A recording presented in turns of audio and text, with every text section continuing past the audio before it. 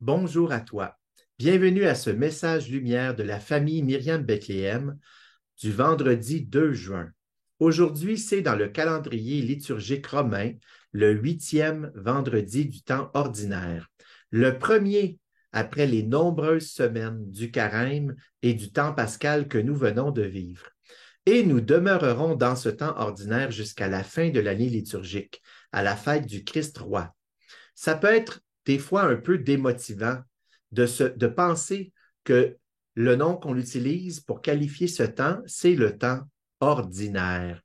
Car d'habitude, on utilise en français le mot ordinaire pour qualifier les choses quotidiennes, l'absence de circonstances particulières, de grandes fêtes, l'absence d'émotions fortes.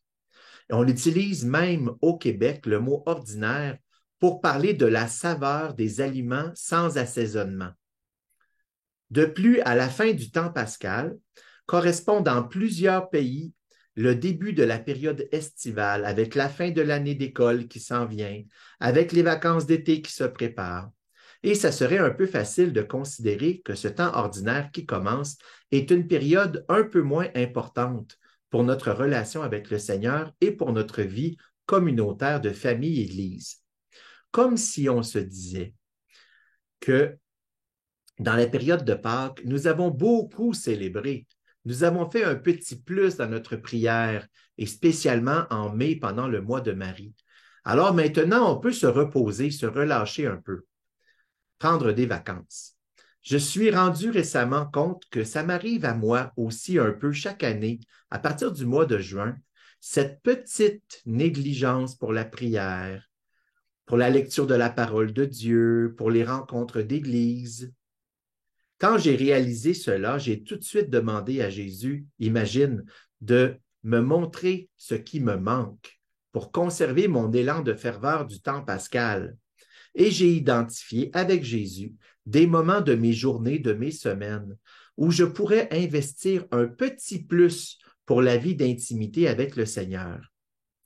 Dans le fond, on pourrait voir le carême et le temps pascal comme un ressourcement, un retour à la source de notre vie d'intimité avec Dieu. Un temps, au fond, qui nous a permis de prendre des forces pour le temps ordinaire que nous vivons maintenant. Tu es peut-être déjà allé faire une retraite religieuse, un temps de ressourcement pour approfondir ta vie spirituelle, pour te relancer dans ton élan vers la sainteté. C'est important, à la fin d'une telle retraite, de prendre une résolution pour ce qui s'en vient, pour notre vie ordinaire, pour mieux répondre à l'appel de Dieu sur nous dans notre quotidien. Alors, si on faisait pareil, au début de ces nombreuses semaines de temps ordinaire qui commencent, si on revenait sur les grâces qu'on a reçues à Pâques, dans le temps pascal, peut-être une expérience particulière à travers la liturgie, la prière, peut-être une expérience au sacrement du pardon, hein, une grâce reçue, une expérience marquante qu'on aurait vécue pendant le carême et le temps pascal. Si on revenait sur cette grâce-là afin de prendre une résolution, une décision décidée pour vivre ce temps ordinaire avec une ferveur, une intensité d'amour dans le temps présent. Et pour nous inspirer, regardons ensemble, veux-tu, un petit extrait de l'évangile de la messe d'aujourd'hui que je t'invite à lire au complet. Jésus, prenant la parole, leur dit, « Ayez foi en Dieu. Amen, je vous le dis. Quiconque dira à cette montagne, enlève-toi de là et va te jeter dans la mer, s'il ne doute pas dans son cœur, mais s'il croit que ce qu'il dit arrivera, cela lui sera accordé. C'est pourquoi je vous le dis, tout ce que vous demandez dans la prière, croyez que vous l'avez obtenu, et cela vous sera accordé.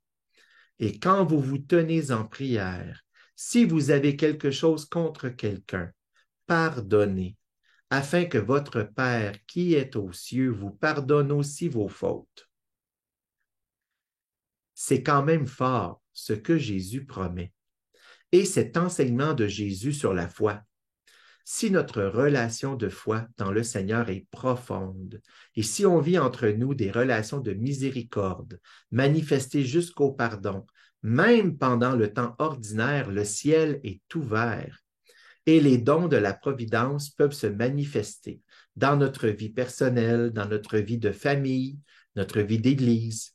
Veux-tu, on pourrait demander, toi et moi, à Marie, pour ces semaines qui s'en viennent de temps ordinaire, de nous montrer ce qui nous manque de foi, aussi de nous aider à vivre le pardon en profondeur, afin qu'on puisse vivre ce temps ordinaire tout en ferveur. Je prie pour toi, au revoir et à bientôt. Jésus.